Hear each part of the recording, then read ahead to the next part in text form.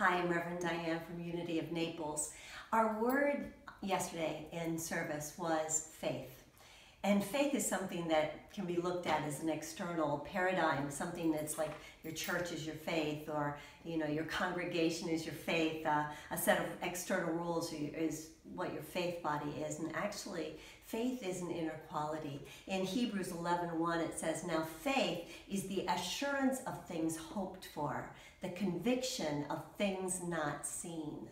Faith is this wonderful ability that you and I have to correct our course. And as Jesus says, according to your faith, it will be done unto you.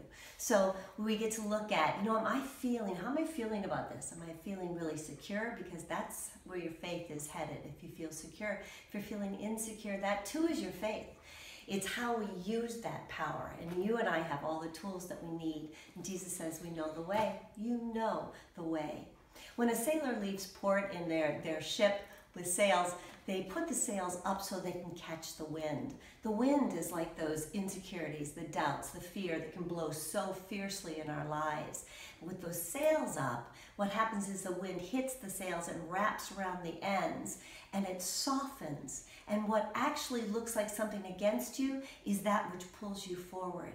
Faith, though, is that ability to tack into the wind, to use the wind, the life experiences that you have, and to keep your sails up. The sails are like your spiritual principles. It's your family and friends who know who you truly are, that you're a divine being, capable of facing anything that's before you, because your God is bigger. The winds can seem fierce. Today, the winds may seem fierce. But let's just notice in the ship, if you turn totally into the wind, what that's called in nautical terms is putting yourself in irons. You're locking yourself in place, and the ship just stops and waits until we remember the truth and we're set free. And in that moment, we start to use our faith to dynamically steer. That wind hits the sails, wraps around, and pulls you through the situation.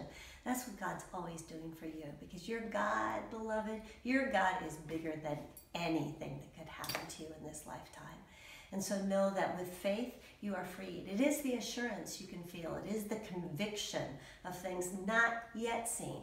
Hold on.